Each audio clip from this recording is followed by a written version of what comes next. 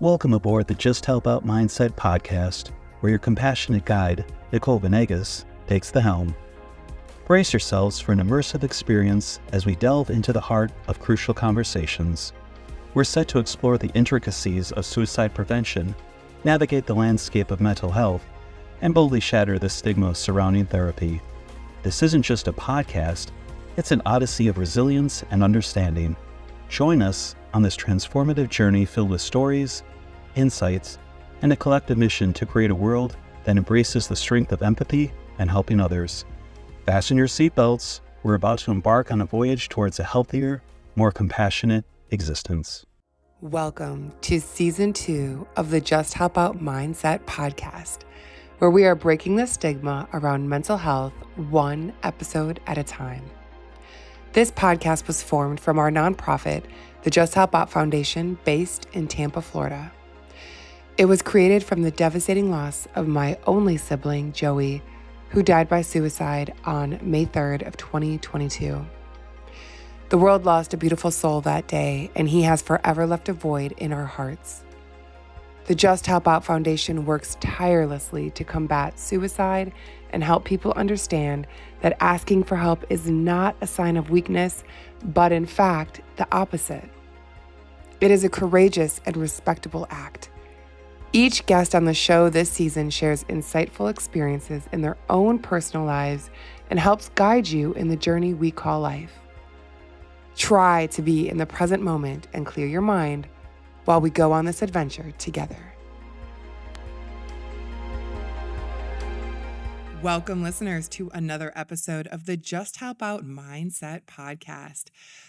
I want to warn all of our listeners today for a content warning. We are going to be talking about suicide.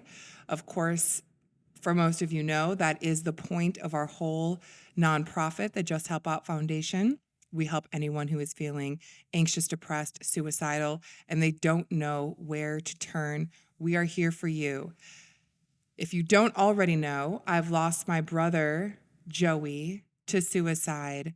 It will be 2 years in May 3rd of 2022. And ever since that day, we have had a massive, massive hole in our life. Today in the studio, we are joined with a very brave soul, a very brave, strong, courageous soul. Christina Weiss is with us today. She was born in Puerto Rico. She was a family member of the Army. She grew up in the Army. They moved all over the States.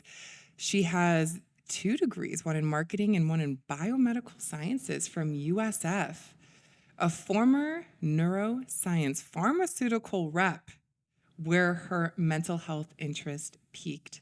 She loves to read, write, dance, do yoga, anything that keeps her mind and body active and engaged. She has been married for a long time. Almost 16 years. Okay, I was going to say 15, 16 years. And she's got 3 beautiful boys. She's a boy mom. And today we are talking about Francisco, the beautiful, beautiful soul that is her brother. And she lost Francisco the same way I lost my brother. And so today we are going to talk about sibling suicide and how the sibling survives after something so traumatic occurs. Christina, thank you so much and welcome to the studio. Thank you for having me, Nicole. Glad to be here. I know this is going to be a very emotional episode. We have toilet paper on the table if you need it. But we can do hard things. We can. And I want the listeners to know about Francisco. So tell me some things. Tell me about him. So my brother was an amazing soul, never met a stranger. If someone needed $1.50 and he had just $1, he'd fundraise at 50 cents. Loved architecture. I used to always tell him that he became a great architect because he'd draw these amazing structures out of Legos, Lincoln Logs, whatever he could find. And I'd just be patiently waiting for him to finish and then run and just topple it over. As sisters would do. Yes. So he was very passionate about architecture, very passionate about skateboarding. He was an amazing skateboarder. Used to build ramps as kids. Has 2 great daughters, my nieces that I adore, and just a wonderful soul. To be in his presence was a gift, to be honest. You just felt the love. You felt his light. He would drop anything and everything for everyone. So it was obviously very hard losing that light.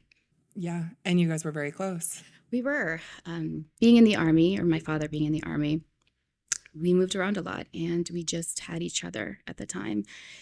And with him being 6 years older than me, he was my compass. I basically would see the future. So if my brother did it, I could see what was going on. And as we got older, because there was a 6-year difference, it went less from me going to him and us going to one another, which always helped me. And this is why the loss was so hard, because I lost my compass.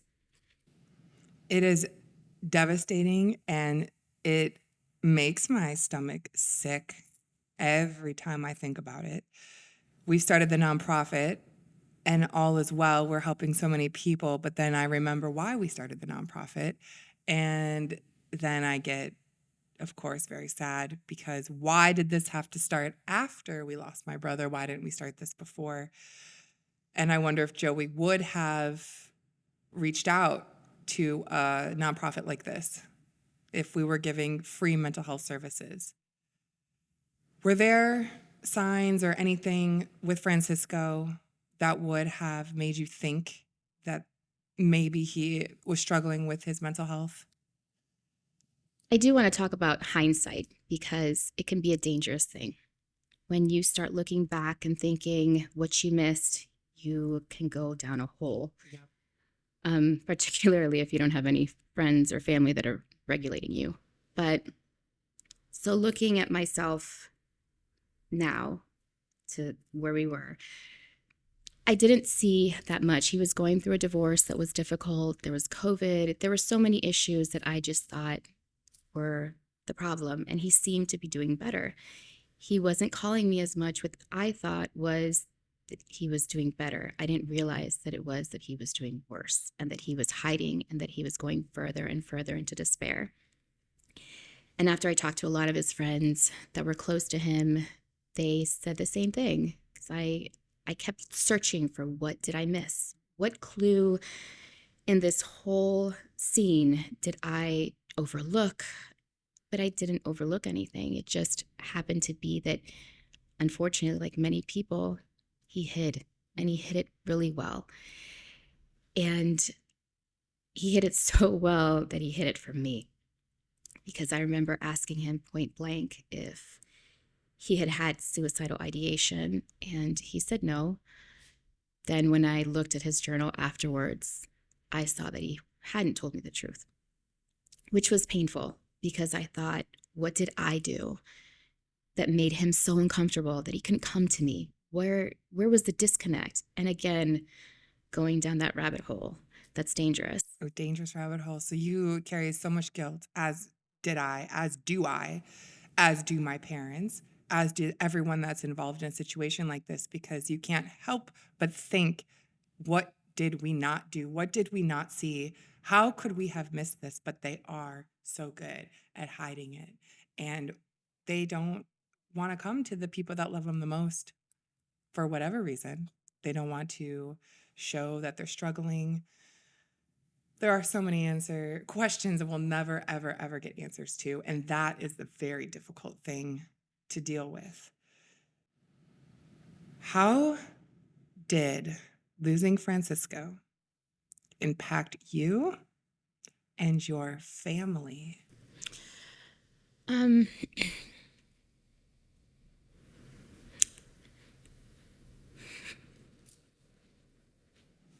I know this is a very, very, very tough topic. Honestly, there's just no other way to say it. It shattered me, just completely broke me. Because here's this person that was so strong, so special to me, so loved, that I lost. And forever. He wasn't going to come back, and it was just really hard. And I felt lost. I And again, like we talked about the guilt, all of these emotions that you're trying to filter through, that it broke me. It just broke me inside. I think it broke my family. It They're dealing with it differently, and sometimes I feel like he's almost a ghost when we're together. Like there's this thick layer that we talk about him, but we don't a lot, which I don't do with my children or my husband or my friends, because I don't want him to be a ghost. I want him to always be present.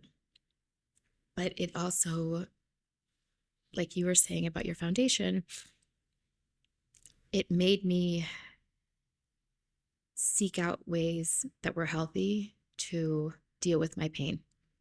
Because when something like that happens to you, you just want to numb it because everything is painful.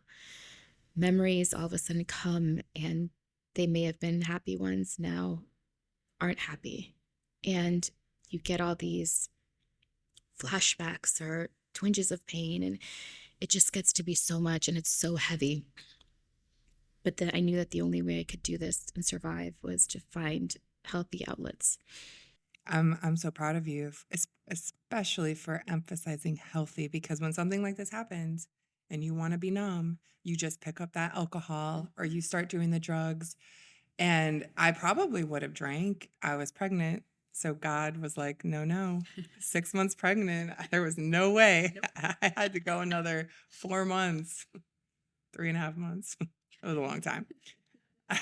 And so I mean, there was nothing. I had to actually like feel these horrible emotions and feelings, and then I had to worry about the baby in my belly experiencing that trauma. So I had to be very careful. And the effect it has on your marriage, it's a big one. How are your kids? Were they close with Francisco? My oldest was the closest one with him, and he took it the hardest. He didn't understand what was going on, and he actually, when I talked to his guidance counselor, he shared with her, he said, I don't know how to help my mom. I don't know how to take care of her. She takes care of me, and I don't know. So I sat down with him and I talked to him and said, honey, you don't have to take care of me. That's not your job. But I appreciate you. And I explained what love is, and that when people pass away, this is the price you pay. So I went in through a conversation, and I will say that the message went through because his teacher shared with me a writing he did in school about the incident and how it affected him and what he took away from it. And he mentioned the same thing, that when you love someone, this is what happens. Oh, that's so sweet. How old was he? He was 8. And you told him how Francisco passed? Yes. Well, in a roundabout way. So I explained how when people don't take care of their heart, they have heart attacks. When people don't take care of their brains, they have brain attacks. So your uncle wasn't taking care of his brain correctly. He wasn't doing the necessary things. He wasn't eating correctly. He wasn't exercising. And I went through, so it's like I went round and round. Brilliant way to tell an 8-year-old. Wow. Well, I did the same thing explaining sex, so a little seasoned, I guess. How did you explain sex? What do they not take care of? He actually asked at 5 because I was pregnant. And I said, well, it's the woman has a lock and the boy has a key. And if the woman says no, you can't put the lock inside the key. Wow, you're really good at these imagery analogies. Whenever I'm stumped in life, I'm coming to you. That's awesome. I love it. So how are Francisco's daughters? I think they're okay. They're very close to their dad. Their dad was their world. Obviously, I will never take his place, but I try to, when they're here, to make them feel at home. Like we tell them they're part of our family. I try to communicate with them at least once a week to see how they're doing. And I've asked them and I've let them know I'm never going to pressure you to talk about it, but I'm always here. I don't know if that's the correct way, but That's, yeah, of course it is.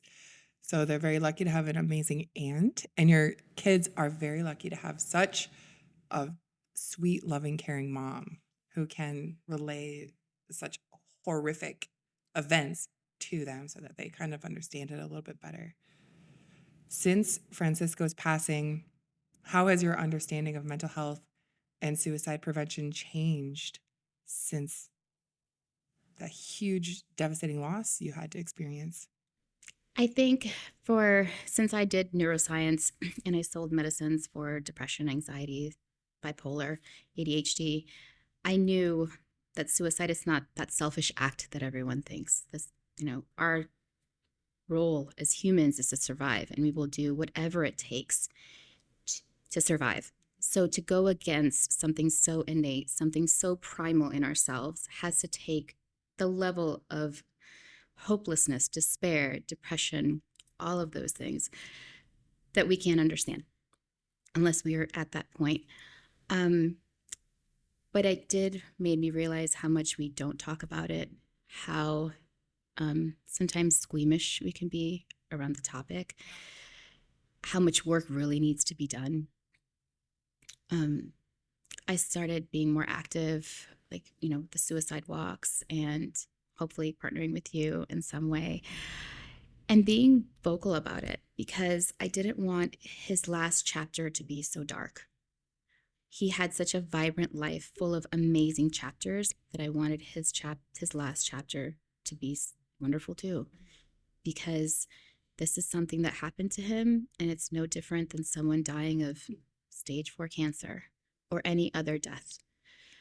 So I wanted to treat it with respect, and I think that with him passing, I have that understanding, and I feel like I want others to understand the same thing. That's beautiful. What an awesome sister. You want to keep his last chapter very bright. And speaking of that, how do you keep the memory of him alive? And I know you brought a picture of him, and tell the listeners about the stickers and the t-shirts. Well, I will say that at the beginning, I was obviously in shock. So I did like what my husband says. I wanted an A+ in grieving. So I wanted to do all the things with making t-shirts for the suicide walks that one of his friends designed. I did his memory card for the church service. We did do a celebration of life, which is outside with lots of flowers and bright tablecloths and pictures all around, just to embody him. We talk about him a lot. Anytime the boys see a skateboarder, they say, "Oh, it's Tío Francisco." Mementos. I've reached out to a lot of his friends, and now they're my friends too. For his birthday, I got birthday cake, and we celebrated as if he was there. So it's just, he's with us, and I just never want a day to go by that I don't feel him around us. I have bracelets that have one of them, put it to the light, and there's a picture of him and his daughters. Oh. The sticker you mentioned is, used to do the shaka sign, which is the Hawaiian sign of the pinky up with the thumb. And is that like the cowabunga? Yes, pretty much. And you have that on your car. I do, and so do a lot of people. That's amazing. So can someone order that somewhere? Yes, they can get the sign for Francisco, and you can put it on the car. Yes. Where do they get that? I went through a company called Sticker Pack, and they do all kinds of designs. They will personalize it for you. I actually had a really amazing experience with them, and just had to order more for some of his friends.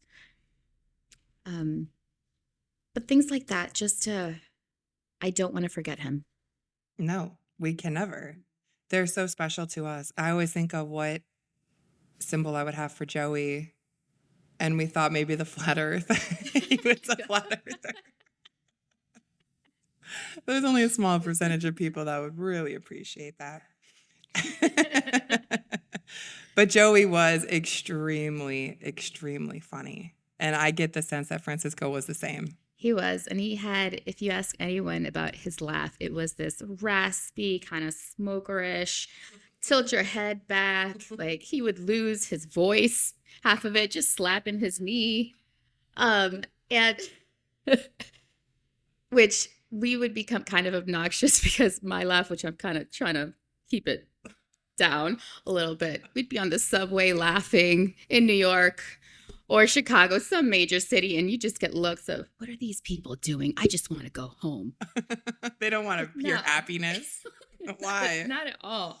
I also have the producer actually just told me to back away from the microphone when I laugh.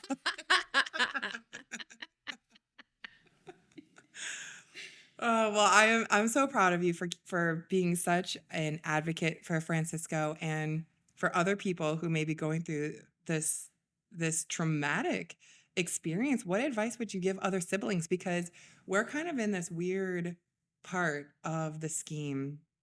You know, you've got the parents, you've got the other family members, but then you've got the sibling. And for me, Joey was my only sibling. That's it. I'm done. I have no one else.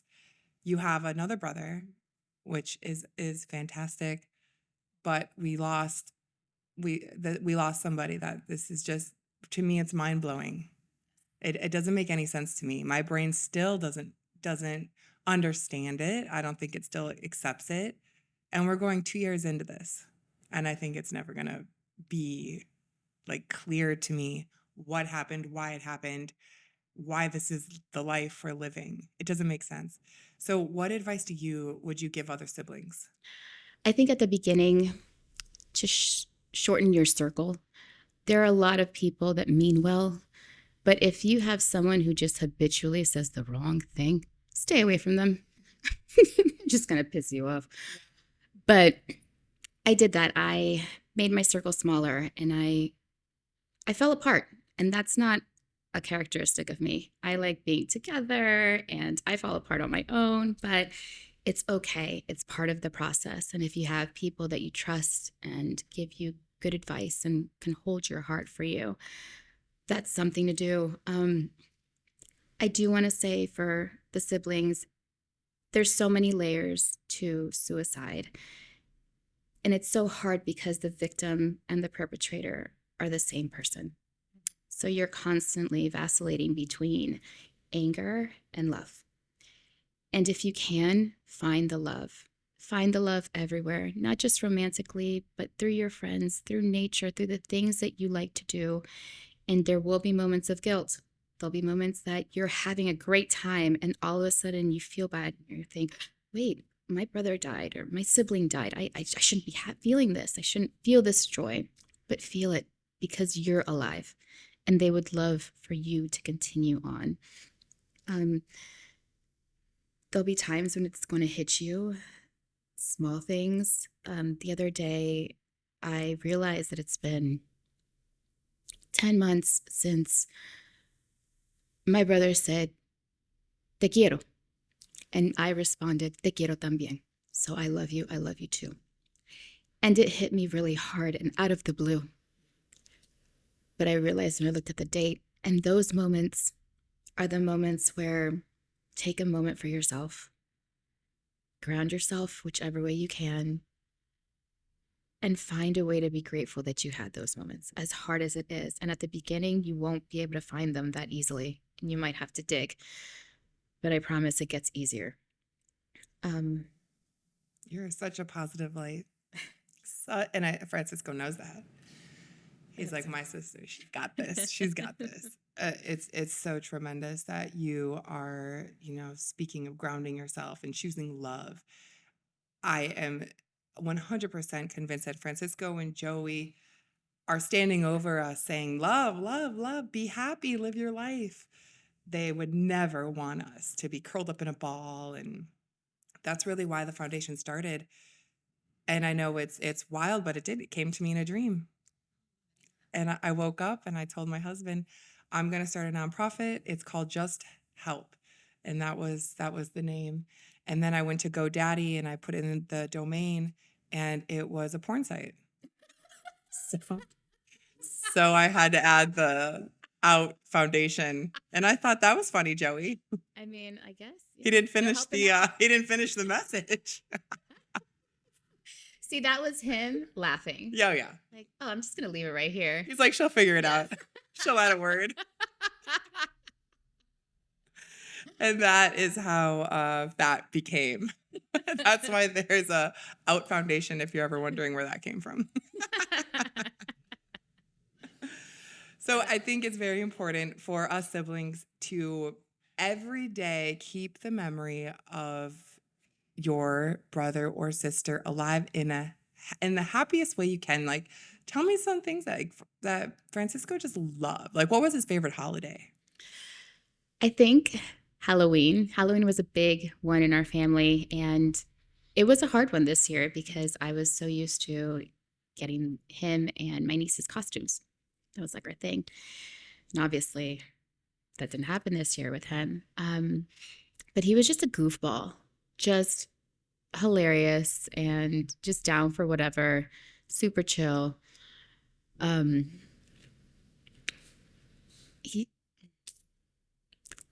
don't know. It's like I have all these stories. I know. And I'm starting to sort through some of them because they're not, some of them are inappropriate. He's probably like, don't say it. Don't say that one. Don't say that one. Don't you dare go there. Do you think Joey and Francisco are like riding a skateboard right now? Oh, absolutely. Joey never did skateboarding. We tried snowboarding once and he was like, I want to shred, dude. Oh, then you know what? He met the right person because my brother can make anybody shred. Okay, then they're definitely, Yeah. I could see Joey. I want to bring up one other thing that I think is like, it's a little wild, and you guys can, if you think it's too woo-woo, you can go to something else. But their souls being around us, as I have 2 little babies and a dog, and they always say like babies and dogs can see spirits. And recently, my 2-year-old keeps saying that he sees Uncle Joey. And he was playing peekaboo with him this morning. So what about, have you had that happen with your little ones? Yes. So the 3-year-old, we were at the grocery store and I was looking for something and he was next to me and he had something in his hand. He's like, mommy. And I like, 1 second, Papa. So he kept going. He's like, you need this. And I thought it was a candy bar. I mean, I look and it's a can that says Shaka on it. No. Yeah. Way. I go, what? And he said, Mommy, you need this. I'm like, yes, I do. We'll put it in the cart. Where is there a can that says Shaka on it? It was at Fresh Market. Wow. In the section. And out of the whole store, this is what he picks out. Yeah. This was, and come on. And tells me you need this. I got goosebumps. Yeah. I got goosebumps. So this is just, there's so many things that confirm that they aren't physically here, but they're here. They're here with us. Well, and he does funny things too. Like I'd mentioned the Lincoln Logs, and I had parked to go to a tea place. For some reason, I went around the car and I found this Lincoln Log randomly. But then next to it was a cigarette butt. I'm like, are you serious? You know how much I hated that. But it made me laugh because that was his humor. Yeah. Of like, oh, here, but haha. Yes. And I shared with you the sign that I get from Joey. A couple years ago, I had told him that I was on this adventure, I guess, or my own plan of how am I going to meet God, and like this whole religion journey that I was on. And I had told God to show me a blue butterfly. I was like, if you're really there, show me a blue butterfly. Well, my parents, Joey and I, went to Georgia. We rented a cabin and we went hiking one day, and I sit on a rock and there's one blue butterfly. And I was like, Mom. And then there's another blue butterfly. And there's another blue butterfly and another one. And I'm like, Mom, look. And I said, Joey, did you see all the blue butterflies? And he goes, Nick, that's what he called me. Nick, we always see blue butterflies. Why didn't you ask for a pink bear? So now, every time I see a pink bear, I know it's Joey. And believe it or not, pink bears are everywhere. You can call it confirmation bias, but I have never seen so many pink bears in my life. Okay, you gotta take it. And I'll take it. For Francisco, it's dragonflies. Oh, They just started yes. appearing out of nowhere. In fact, I was at a light and all of a sudden this dragonfly in front of me just kept going. And I looked at him like, okay. And then my son, the same 3-year-old with the shaka bottle, says, Mommy, I want to go to Parque de los Amigos, Friendship Park. I said, okay. And it was interesting out of all the parks in South Tampa because that one has a butterfly seesaw. Or I'm sorry, a The dragonfly dragonfly. seesaw. That's amazing. So he really can see, he's really connecting with Francisco. And I know this is totally off topic, but your Spanish is phenomenal. And so is your English.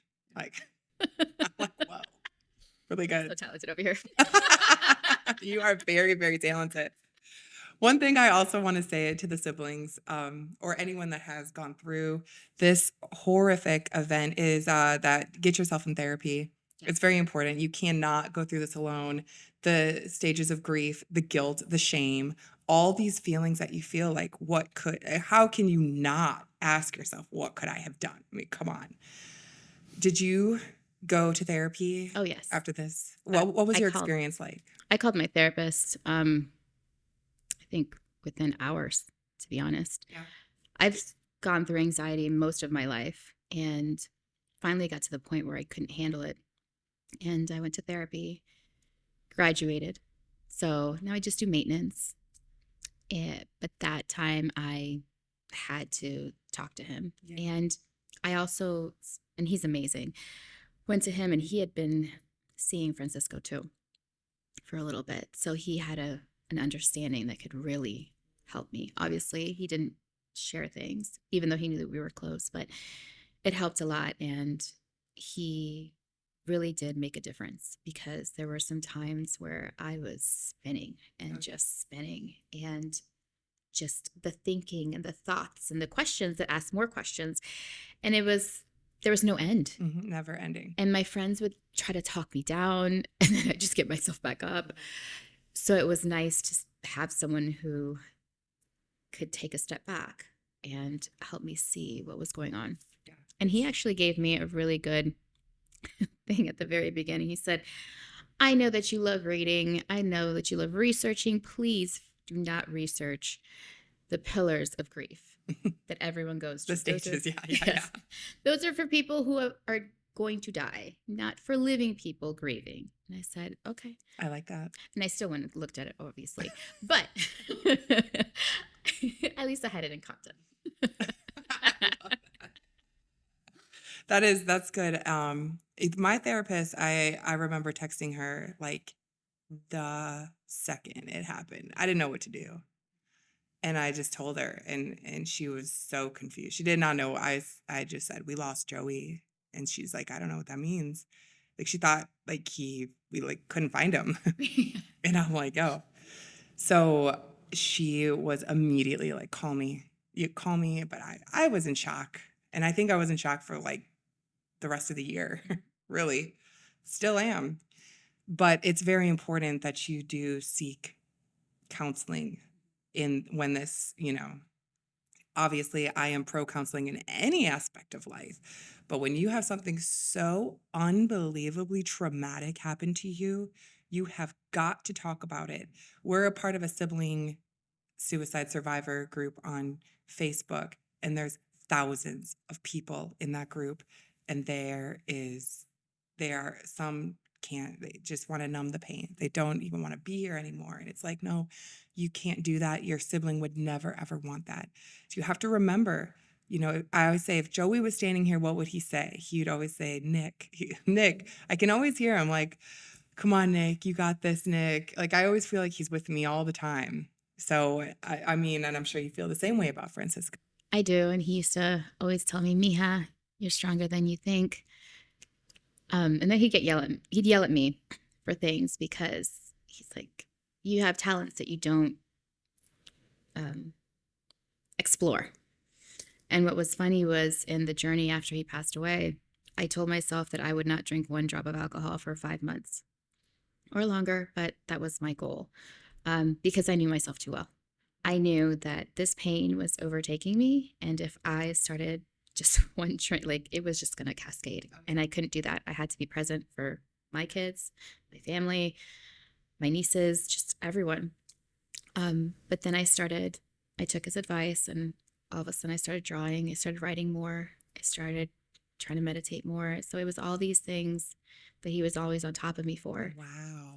Got so much better. growth, so much personal growth. Yes. In the wake of his tragedy. But it did come with that guilt, right? Oh, yeah. Because then it came similar to you with your foundation. I'm doing this at his loss. So my gain was his loss. Right. And that's a hard thing to come to terms with. It's so hard. We had a Joey reach out to us. He had texted me and basically said that the death of your brother saved my life. So I'm like, okay, so we lost Joey, but we've got all these people that are, being saved, which still doesn't make me feel better, but Right. but a little bit, just not all of it. A little bit. Very tough, very tough. Christina, you're such a fantastic person and you're so inspirational. How could people reach out to you if there's like a sibling that is just really struggling or needs a little bit of encouragement? How can anyone find you? I guess through Facebook, just Christina Weiss. My profile picture changes all the time depending on what crazy thing I'm doing. But or my email, Christina, CHRISTINA.R.Weiss, WEISS @gmail.com. Just put the heading and I will, if I find it, I'll definitely reach out, because the pain, as you know, Nicole, is so raw and so deep that you don't want anyone to suffer that way. So it's just awful. And, finding the strength and finding the things, and it's hard. And I think that both of us are better equipped because I had a neuroscience background. In pharmaceuticals, they give you book after book after book over everything. And then you have specialists in your car all the time, going to doctors, so you're surrounded by this. So it's an advantage. And obviously you being a therapist, it's a huge advantage. But a lot of people don't have that. They don't know where to start. And like we talked about, sometimes it starts with the bottle and then it doesn't end. It gets worse and worse and worse. And the days get darker. And we do not want that. No. We don't want that. Your sibling doesn't want that. No. You have to always find the light, as hard as it is, the love. And even now, I think everyone's over me telling them how much I love them. But well, you can't help it, because now we know that people can, they're here 1 second and then they could be gone. Is there anything else that you want us to know about Francisco, or anything else that you've experienced or felt during this horrible journey that hopefully one day we find out the reasons why this happened, but anything that you think would help the listeners? For me, one thing that I have that helps is a routine. As chaotic as my day is, my morning routine is so sacred to me. I get up not way before the kids, because they get up at 5:30. So I'm up at 4:30, but I go outside where it's dark and there's no stimulation. Nothing is up. I light incense. I give my gratitude for the things that I am blessed with. I do my daily intentions of everyone who needs things. And then I sit and I meditate. I'm awful at meditating, but I keep trying. Hey, you try. You try. And when we sit in the silence, we actually find answers. We can hear answers. And when the chaos is calm is when we can really, get centered. It's so important. And that's how you start your day. So I'm so proud of you. And Joey loved nature. Joey would go for, 4-hour walks with no phone. He didn't want anything to do with technology and people bothering him. And he would just go and he would be with the trees, and he understood. He was so ahead of his time. And I think that was something he struggled with, because, really, he was like, you would have thought he was born in like the 3000s. If that's even going to be a year, I don't know. But he was like with the sun, and he understood the importance of being with nature, that we came from there and we will return there. And he was very, he taught me a lot with that. and I probably should go hang out in nature, huh? Yes. Yeah. We can do it together. Okay, let's do it. One thing I want to end here with the listeners is that on the justhelpoutfoundation.org, one quote that I absolutely love so much from Harry Potter by Dumbledore, believe it or not: happiness can be found even in the darkest of times when one only remembers to turn on the light.